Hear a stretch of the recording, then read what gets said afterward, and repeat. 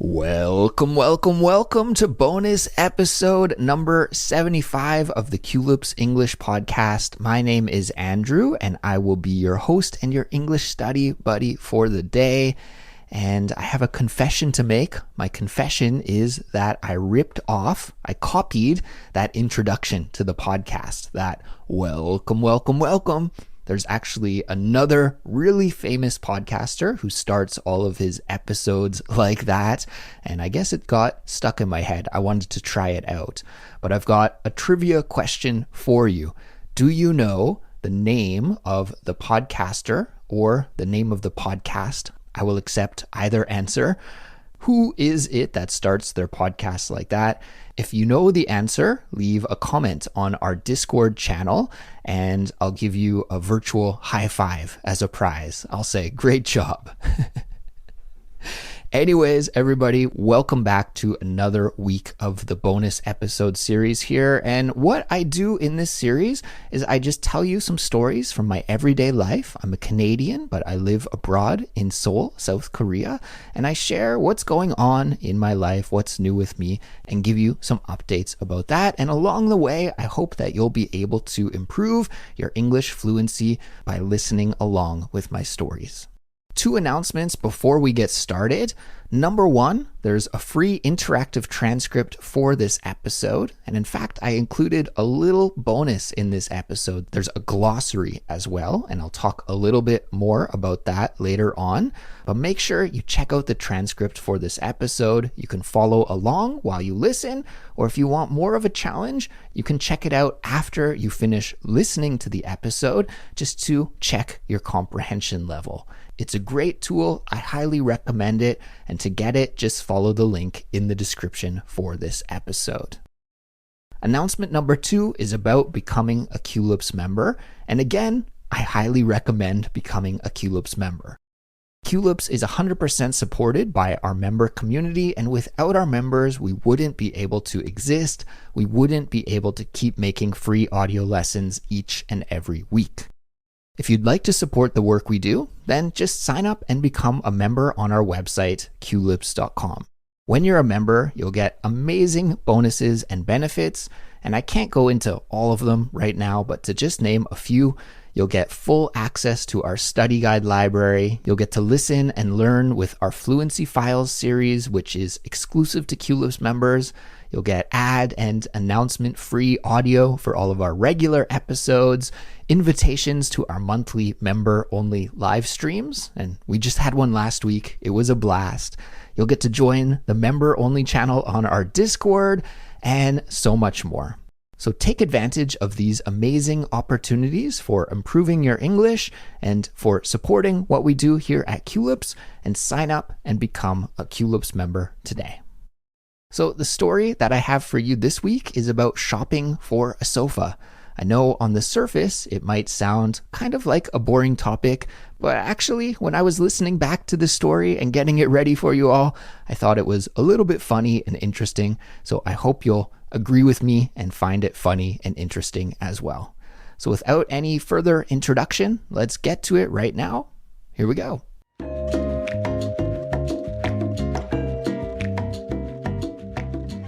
Very quickly, I'm going to tell you some background information just in case you're new to the podcast and you don't really know about what's been going on in my life for the last year or so. But to make a long story short, in June of this year, my wife and I moved into a new place. We bought an old house a couple of years ago, and then we totally gutted and remodeled the house. And then in June, we moved in. So it's an old house, but it's new to us, and it feels like a new house because of the remodeling. And since we moved in June, we've been adjusting to life in the new place. And we've set up the house mostly the way that we want it. Our bedroom is furnished and good to go. Our kitchen is furnished and good to go. Our bathroom is furnished and good to go. Everything is furnished and good to go, except for our living room / dining room area. When you hear the word house, maybe the image that comes to mind is like a big North American style house. At least that's the image that pops into my mind. Maybe that's just because of where I grew up. I'm not sure. But our house is located not in North America. It's here in Korea, in Seoul, and things are a little bit different over here because of the huge population in this mega city. People live with a smaller footprint than they do in my home country, Canada. So our house is quite small, and that's why we have this living room / dining room. Really, this room in our house, which is like the main room, has to serve those two purposes. And actually, if I'm being honest, it also has to serve the purpose of my wife's office. So it's a very important main space in our house. It has these 3 functions that it needs to serve, and it's where we spend the majority of our time.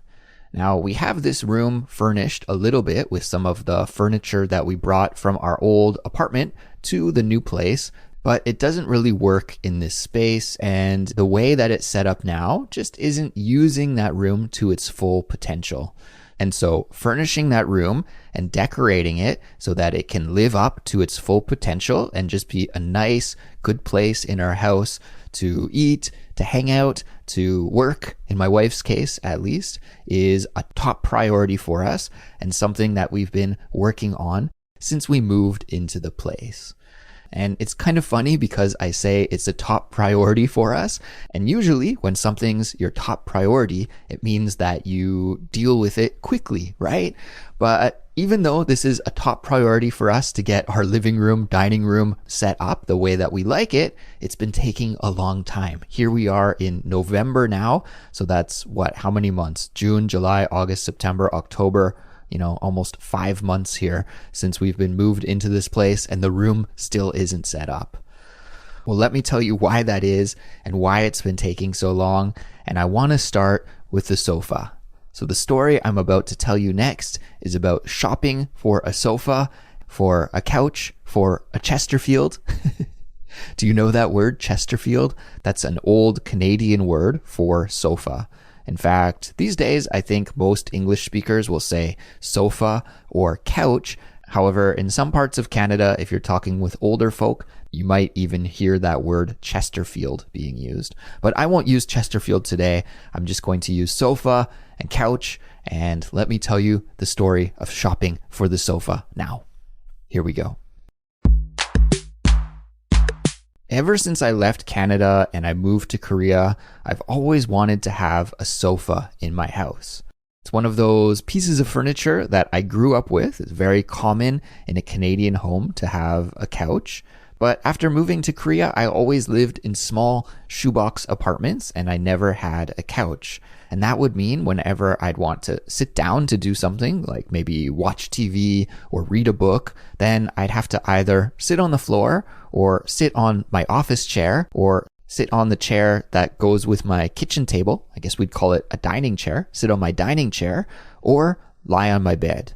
And especially when reading, that's a really bad option for me. If I sit on my bed or lie on my bed to read a book, then 90% of the time I'm falling asleep.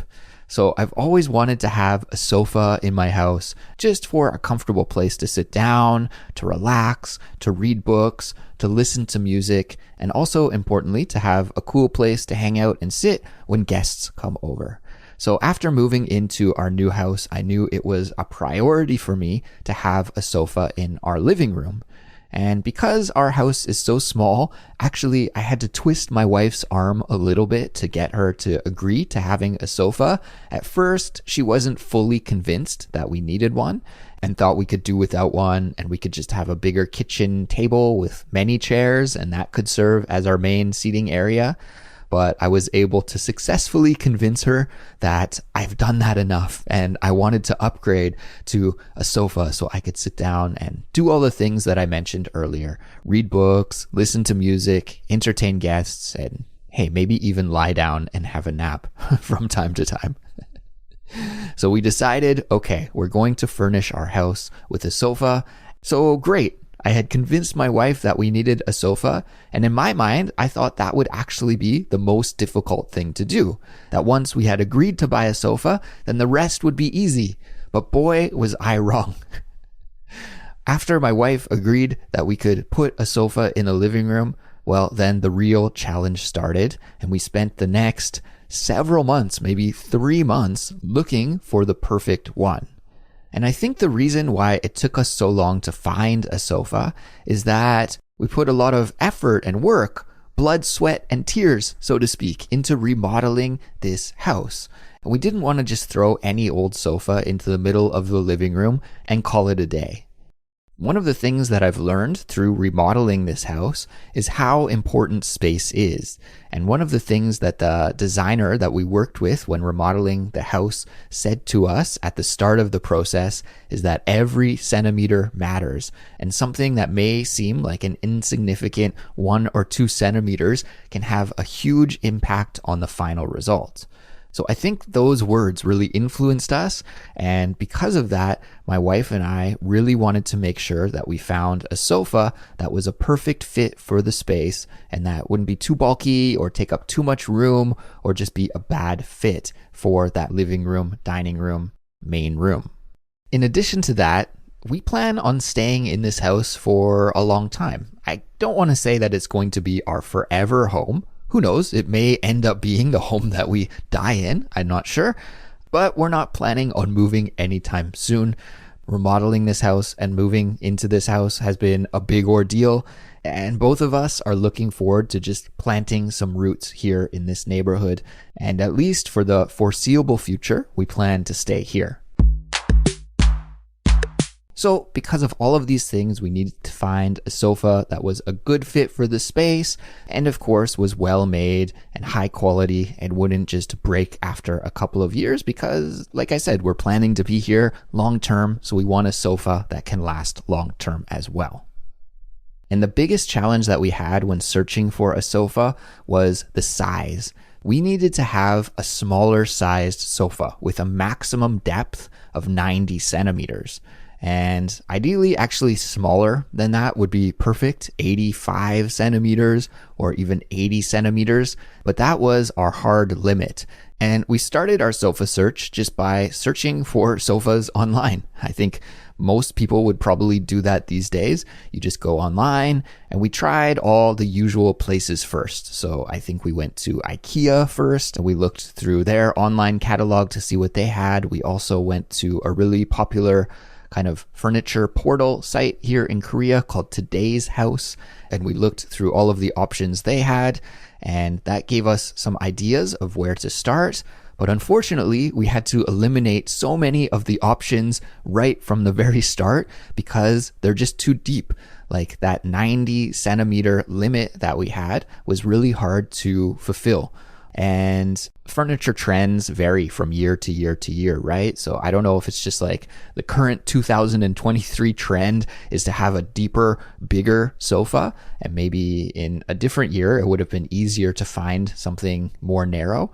But yeah, a lot of the sofas that we saw that we liked just from the pictures, when we looked at the actual measurements of them, they were over 100 centimeters deep and would just be too big for our space. So although we were able to find lots of really nice looking sofas, cool looking sofas on these websites, we had to eliminate so many of the options right away just because they were too big for our space. So that was a bust. And next we turned to social media, to Instagram.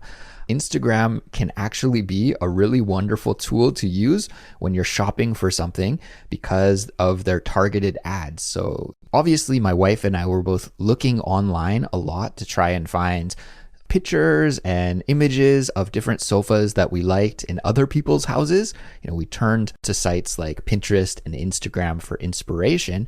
And I guess Instagram clued in that I was looking for a sofa because I was just flooded and inundated with ads for different sofas.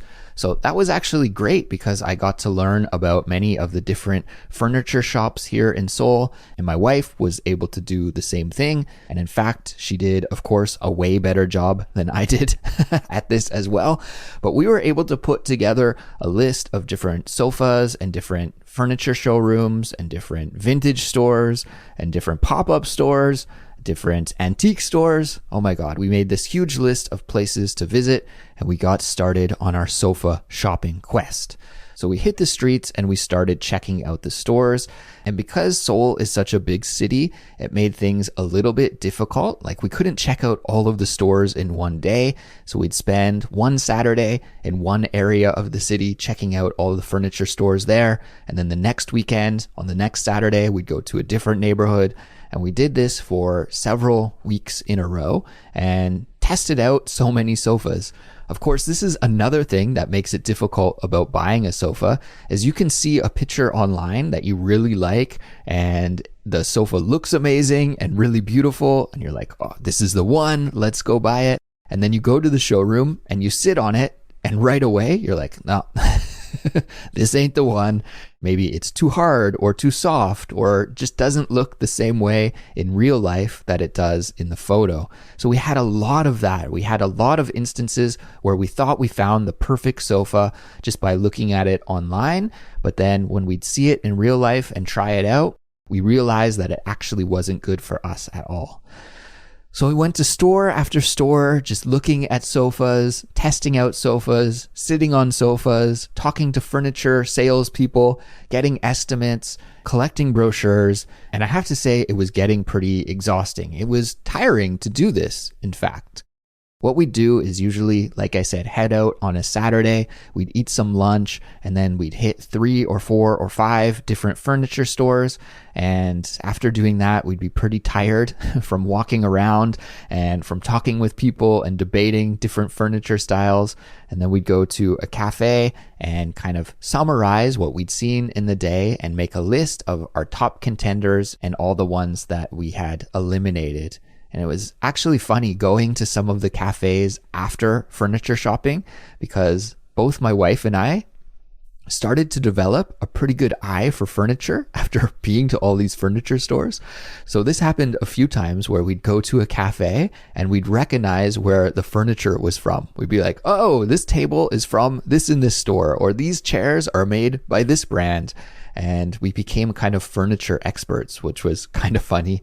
We could tell how good a cafe was by the brand of furniture that they had furnished their cafe with. And it just went to show how much time we actually spent looking at different furniture shops. And the problem, I don't know if you've ever had this as well, but the problem when you're looking at so many different options like this is that you start to forget your original opinion. After sitting in like 10 sofas in a row, then it gets hard to remember what the first sofa actually felt like.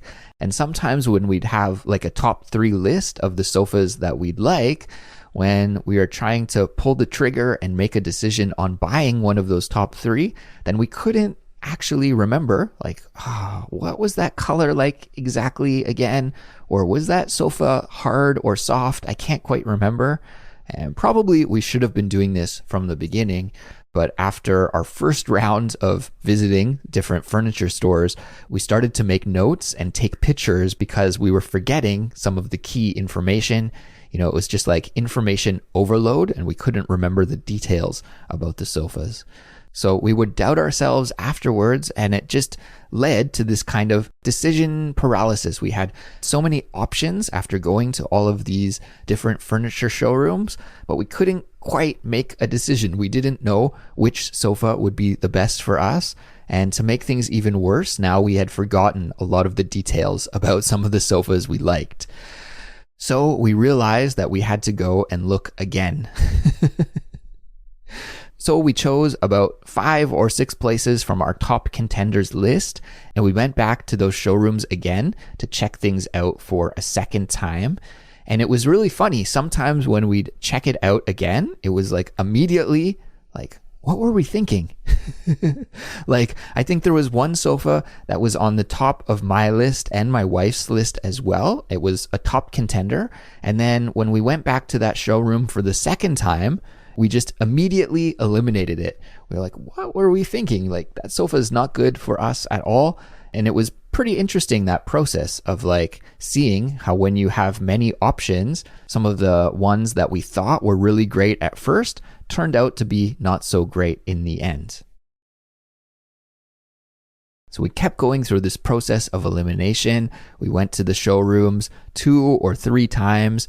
And then finally, in the end, we were able to find a sofa that we liked that checked all of our boxes. It was the correct size. It was the correct price, not too expensive. We did check out some really high-end furniture stores just to compare and just to see. And I remember we went into one furniture store in Gangnam, which is a rather affluent area of Seoul. And the sofa was about 45 million Korean won, which is probably close to around 40,000 American dollars-ish, around there. And so that was insane. That's like a sofa that's the same price as a car. And of course, yeah, we need a sofa that's like 20 times more affordable than that. But it was cool to compare the really, really high-end sofas and some of the low-end sofas as well. But the sofa that we ended up deciding on checked our box for price. It checked our box for design. All of these things were not maybe the best, but they were all good enough, and it checked all of our boxes. So finally, we found our sofa. We sat down with the sales guy to buy it, and he asked us what color and what fabric would you like? And oh my God, this was like a whole other process. Once we found the sofa, then we had to choose the fabric for it and the color for it.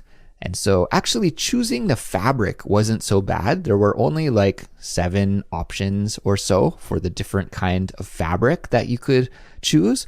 And so the sales guy brought out these different fabric samples and showed us these huge books of different colors and options. And right away, my wife and I were like, this is the fabric. We found the fabric that we liked right away. And so the sales guy was like, great, let me make an estimate for you about how much this will cost. And while I'm doing that, you can decide on a color. So we are going through the color book for that kind of fabric.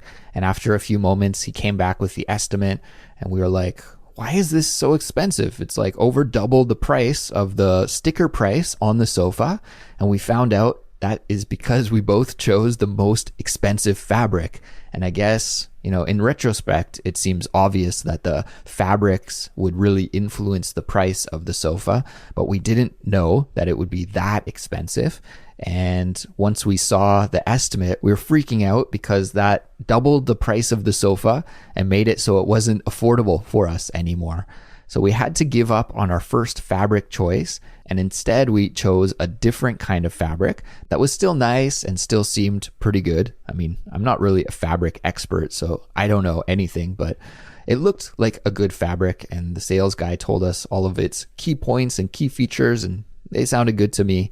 So we had to choose a different fabric than we originally wanted, but I think it'll be fine. I'm not expecting any difficulties with the fabric. So we decided on the fabric then finally, but we still had to choose the color. And there were so many color options, maybe 50 or 60 different color options. And that's really torture for me. It's stressful because it's a big piece of furniture and it's going to really stand out in the room no matter what. So having the correct color is super, super important. And I think I've talked about this on Culips before. Usually I'm a pretty plain Jane type of guy. Most of the time, I just wear all black clothes in my personal life. Black jeans, black t-shirt, done. I keep things simple and plain most of the time. But you can't really carry that philosophy over to a sofa.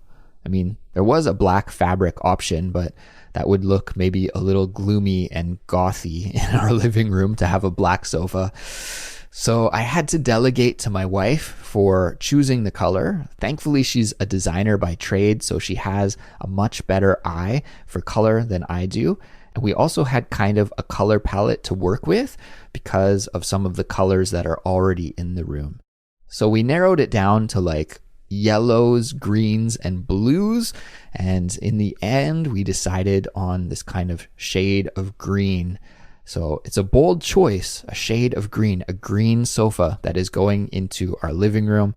My wife and I both wanted to have something funky and hip and cool and not necessarily just this, plain tan, boring sofa. We want to have some color and some life and some excitement in the room. So we decided on this green. And it's going to take about 6 weeks for the sofa to be built and delivered. It's not totally a custom sofa because the size or the design doesn't change, but you can choose your own fabric and color configuration like I've been telling you about.